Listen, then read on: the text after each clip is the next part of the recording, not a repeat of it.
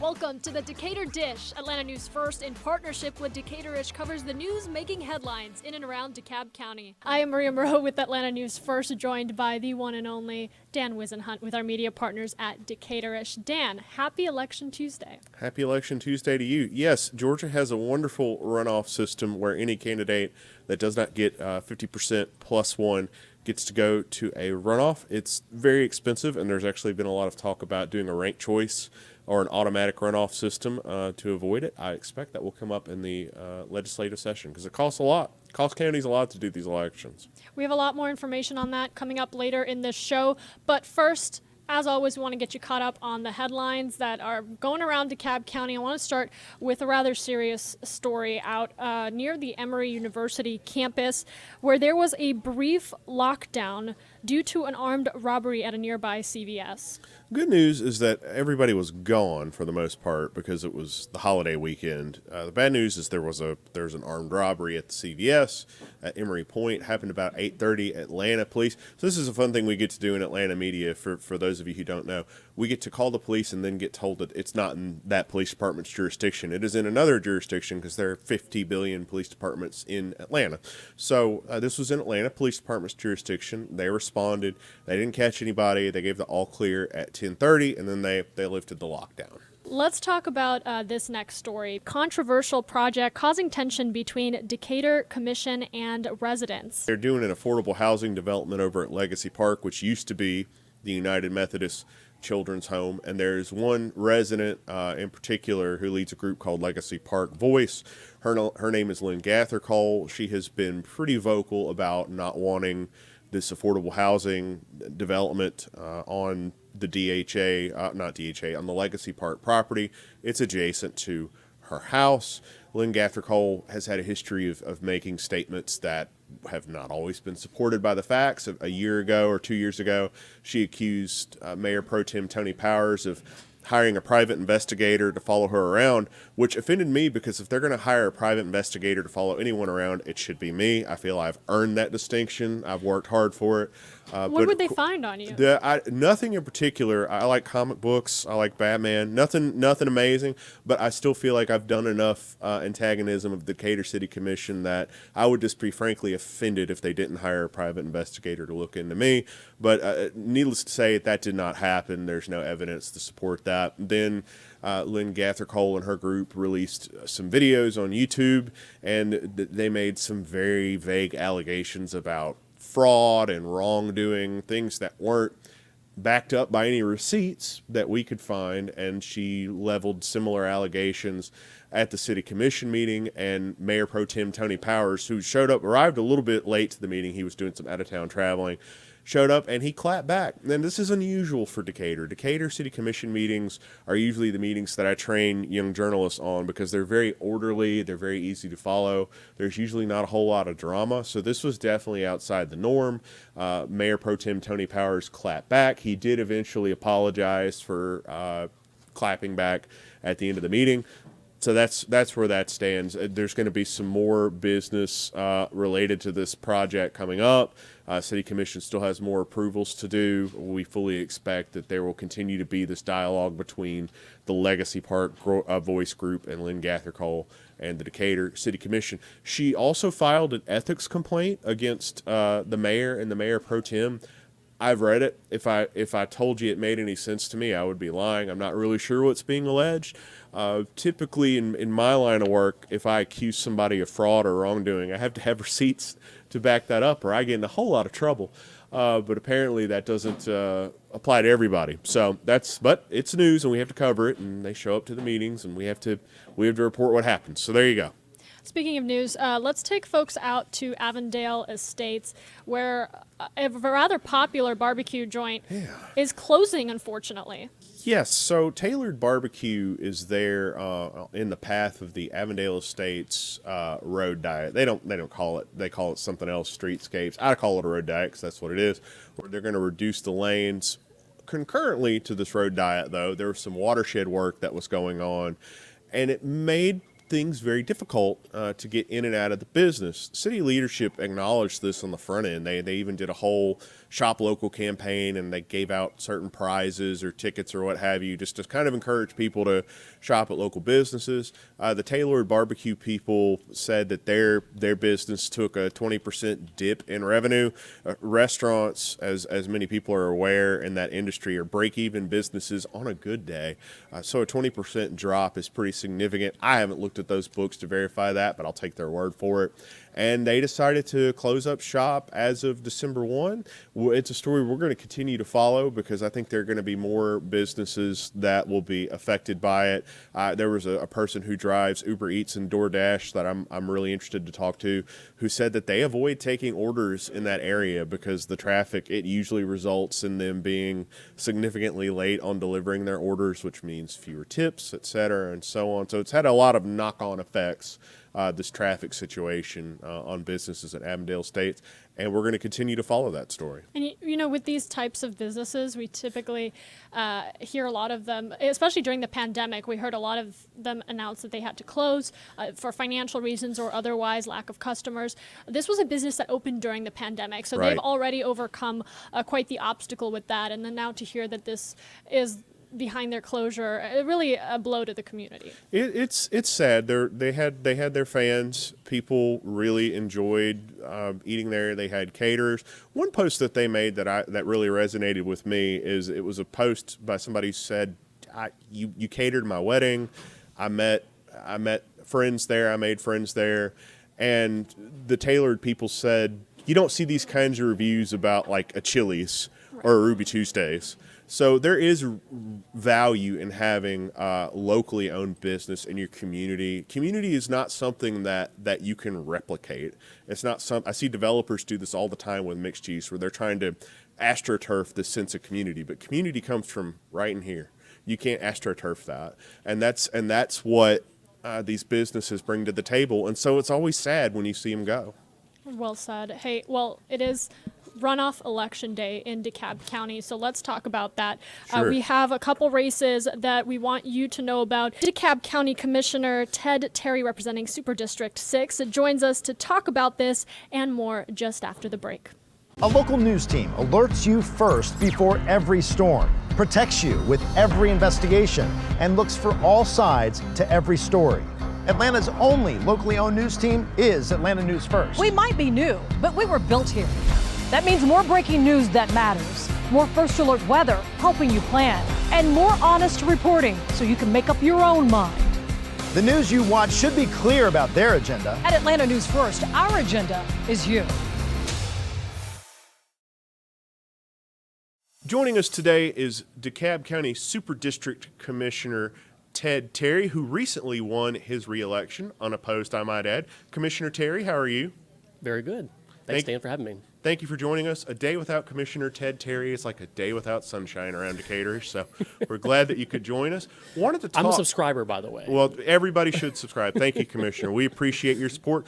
Good time to mention, Decaturish has a fundraiser going on right now. SupportYourLocalNews.com is where you can find more information about that. Commissioner, I want to talk about the District 3 and District 7 elections. Now, you've had the benefit of running unopposed all year, so you've been able to sit back and kind of watch this unfold. First of all, were you surprised by the candidates that made it into the runoff for District 3 and District 7?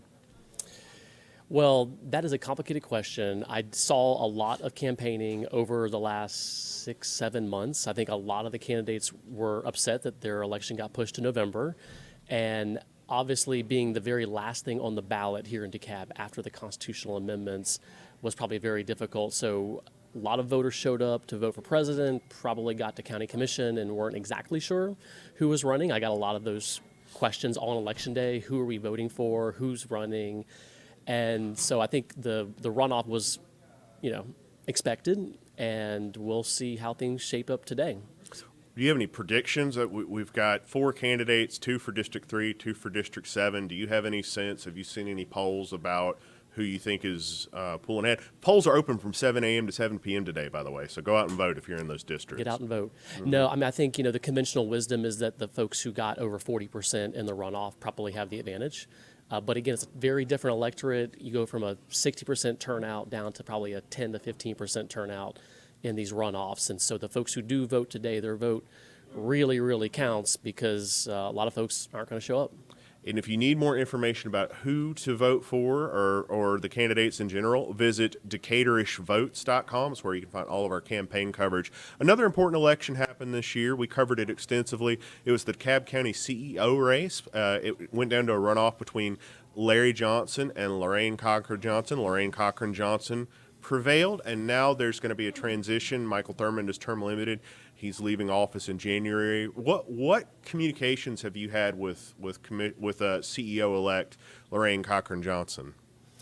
Well, I was very proud to support Lorraine when she ran for CEO, and I have been to several of her transition meetings, as well as the public meetings that she had about a month ago, where she asked residents in all 5 core districts in DeKalb about what their priorities are. And there were some very interesting findings from that survey. One that I particularly am interested in is almost 80% of folks who responded to the surveys want more funding into youth programs. And those things are related to public safety and violence in our community. As you, I think, reported last week, we had a 16-year-old that was killed in Scottdale in an apartment complex. There's parts of DeKalb that feel under siege. They feel that public safety, crime, young people being murdered literally on their doorsteps is something that needs to be taken seriously. And so I'm personally, focused on more youth allocation funding. The commissioners have been allocating close to $1 million the last 2 years in additional youth funding. And that's something that probably I would hope would be a big priority for the new administration. What is your sense of how the transition is going? I've heard mixed messages. I've heard that it's kind of an open book and she's getting a lot of access. I've also heard the opposite. What is your sense of how current CEO Michael Thurmond is handling that transition process? Well, I think what has been reported sort of in various news outlets is that CEO Thurmond wants to finish out his term. And so to the extent of the sort of the deeper dive of it, department heads and the administrative aspects, I think a lot of that's going to begin January 1st, January 2nd. So there's a little bit of a delay there. If you look at the precedent from previous transitions, there was more communication in sort of the post-election weeks to really just make sure that the new CEO is hitting the ground running. So to a certain extent, it's a little bit of a delay. And so that's something that CEO-elect is going to have to, kind of make up for because that's, almost 2 months that she probably isn't getting that deep dive into the departments. She's going to have a lot in front of her when she takes office, is what you're saying. Yep. Do you think CEO Thurmond is going to run for another office? Everyone assumes that he will, and if so, what will he run for? I don't know. I got invited to a fundraiser he had last week. I couldn't make it because I was with family, but so I assume if folks are having fundraisers after you are not running for election again, something must be cooking. So it seems like his political career is probably not done then. I mean, he's been around for a long time and has won statewide before, and certainly I have said here on this show and in the past in your reporting is that I think that he actually is the best CEO DeKalb County has ever had. I think that is objectively true, at least in recent times, at least within the last 30 or 40 years, just because there was no scandal. There was no major scandal like there was with some of the prior administrations. So I definitely think that is objectively true, that there has not been a major scandal. But he's also inherited some problems, and he's left the next CEO with a lot of the same problems. One of those is the water rate. Real quick, what's going on with the water rate increase? Because that's something LCJ is going to have to tackle when she takes office. Well, the big thing we heard, and this is back to the District 3 and 7 elections, is a lot of folks in those districts asked for major decisions not to be made while they didn't have representation.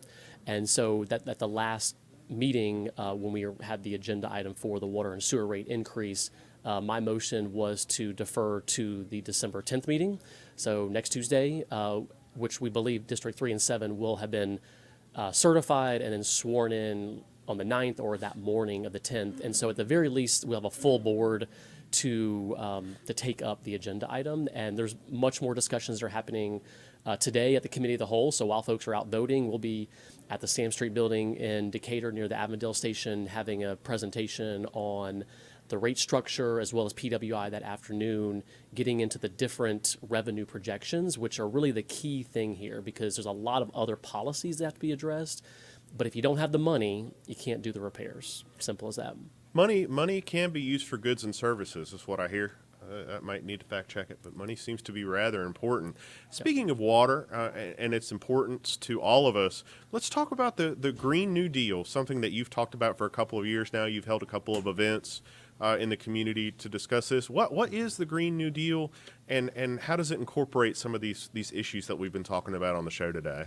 Yeah, absolutely. And y'all have covered this before. And the DeKalb Green New Deal really is about how do we address the two challenges of our time, which is income inequality. We have a population in DeKalb that is close to 18% at or below the poverty level, as well as the fact that we have climate change and environmental injustice issues that are happening in certain neighborhoods. And y'all have covered our initiative with Avondale to do the composting pilot, which is really key because the folks who live around the landfill, if you are in South DeKalb living near the Seminole Road landfill, you know you live near a landfill.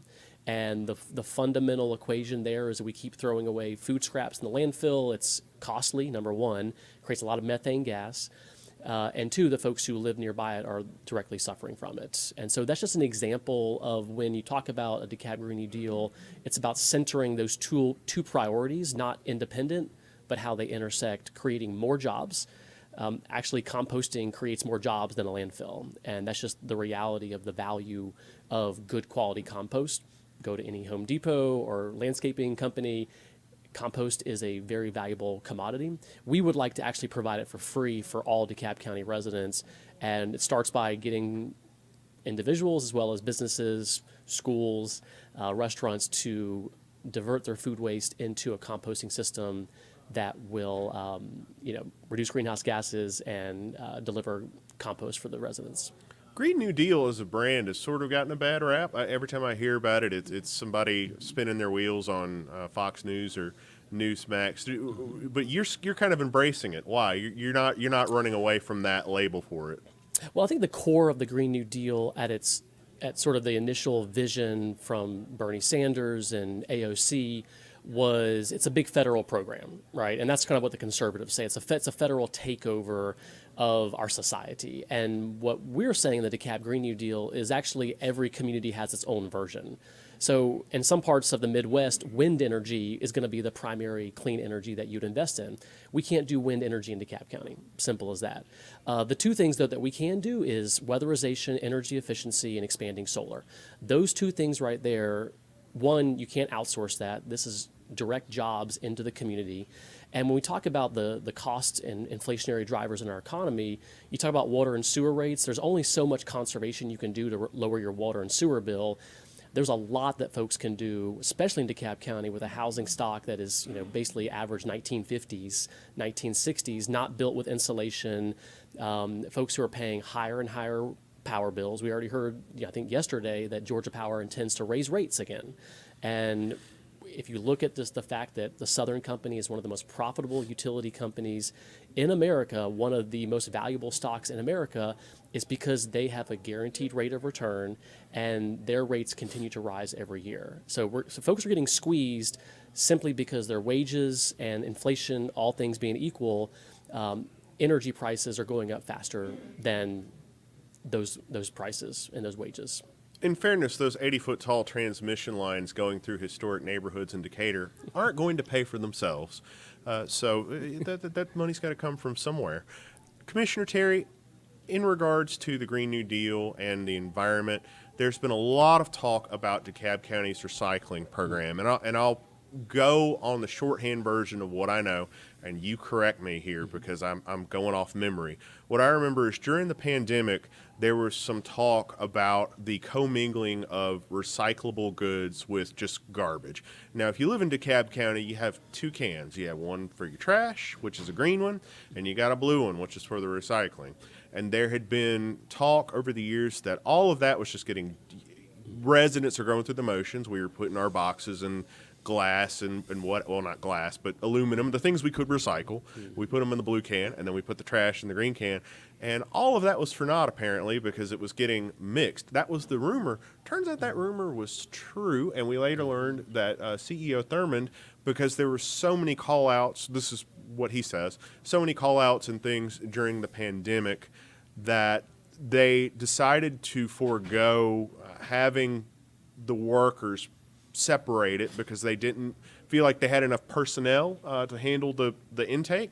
That's my memory of it. What's your understanding of what happened and what's going to happen from here? Is that going to literally get sorted out, or are we going to be back in a situation where our recycling is actually getting recycled?